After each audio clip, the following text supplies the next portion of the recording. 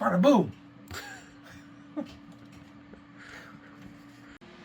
So I got the bada boom in there, the lightning a bit. I'm not done with it. I just wanted to get the main setup of the lightning. And then the castle, which I researched. I got some really nice reference from the internet on the original castle from the film.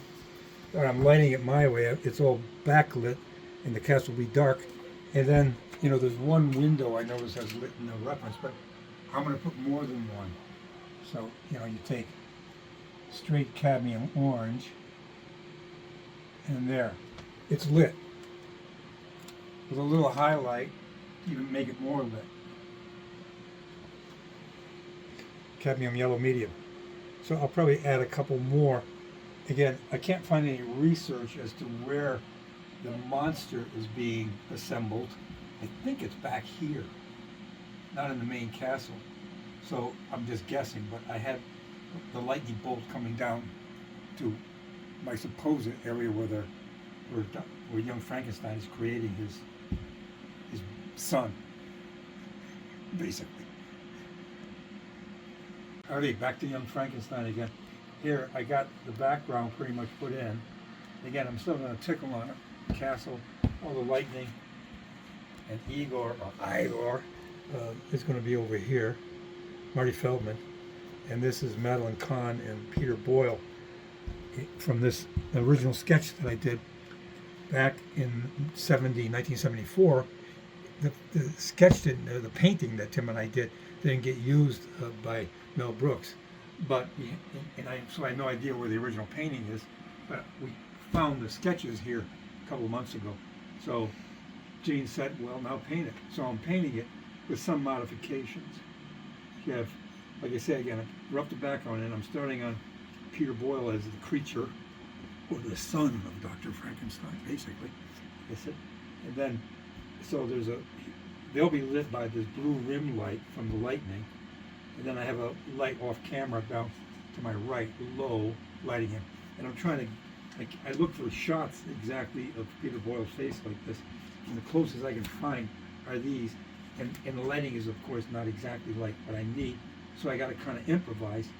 And then I've shot Gene and Craig Swanson, who's shooting this video, to pose for them, the two of them, so I can get the basic setup and basic lighting.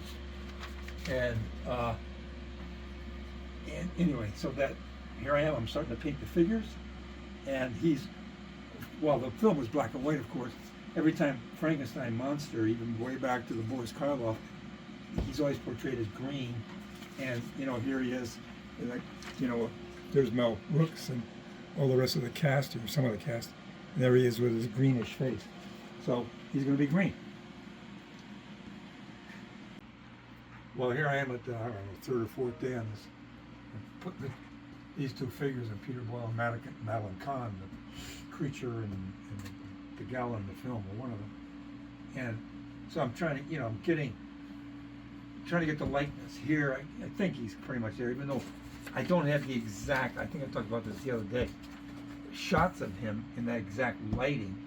So you gotta look at a bunch of headshots and understand his and her structure of their head, so that you can now put the lighting on, which is to say, the light here and light here is coming from below right. And the thing is, when you start to do here's supposedly Madeline Kahn. She's not entirely there yet. But when you start to, I analyze what's the size of a difference of, say, a nose or an eye or a cheekbone or a lip that makes the person completely look not like them or like them. I mean, the differences in moves are like infinitesimal. I mean, that creates a likeness or a non-likeness. And when you stop and think, like even right now, there's 7 billion people on the planet, not one of them looks the same. Yet, the changes in their differences is in minute fractions of an inch. Now multiply that through time, and you see how just tiny little moves can create completely different appearances. Anyway, that's just a kind of like an observation I start to think about when I'm doing this stuff. Thing is, too, to get the color relationships, white skin, Caucasian skin, green, and blackish gray in that all to look like they're unified by the same light. That's the trick. Because I think if you look at that, right, would you say that that's white? What is it? What is Close. it? I mean, if you look at the picture, you walk up to the picture and you say, what color is her hat and her fur? You would say white. White, you would say Yeah. white. But actually what it is here, it's raw sienna and white. Raw sienna is an earth color.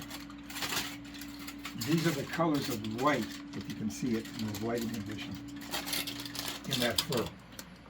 I start with the base of raw sienna and white, and it depends on how much raw sienna and how much white there is that are going to give me what I want in this particular lighting setup that I have.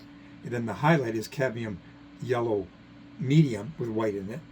The shadow color here is dioxazine purple with Mars black, a 50-50 mixture that I then mix into this color of raw sienna that gives you the shadow here. So it's moving from warm to cool, but it's all an illusion. It's all about context. The colors in context make them look like what they are. You say white, you say black, you say green, you know what I'm saying? Yeah. Anyway, that's the art lesson for the day. Skin color for Young Frankenstein. Here's the blue edged light for him. And I'm working on Young Frankenstein, so I had my hand adjusted so that I could actually paint him.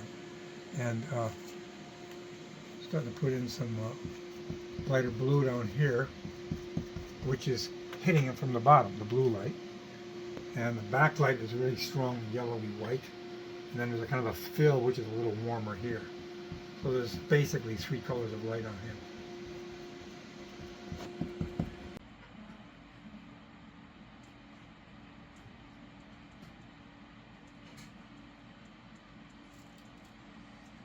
Here I'm painting a Mel Brooks film, Young Frankenstein. I've done these letters. I'm still tickling on them here and there, but they're more like they're riveted. I don't know if I talked about this the last time. In the original poster, here's one of the takes on the original, which was rocks. You know, it's rocky, like the Ben-Hur letters. Have anybody ever seen the art from the Ben-Hur film, the 50s Ben-Hur film? It's all you know, big stone things. So I figured, well, what the heck? I don't want to repeat that, so I'll do this like more metal, like it's, you know, science fiction-y, and you got these Tesla coils and stuff, you know, the Ken Stricklander's electricity. Ken Stricklander, they called him the Dr. Frankenstein's electrician. He's the guy that did all the mechanical, electrical stuff in the old horror films and science fiction movies. And Mel Brooks got him to do all that stuff for his film, Young Frankenstein, in 1974. And I enjoy it. I've always enjoyed those old sci-fi and monster movies. And so here we are at this phase. I still have Igor to put in over here. So I'll transfer him next after I finish his lettering and put him in.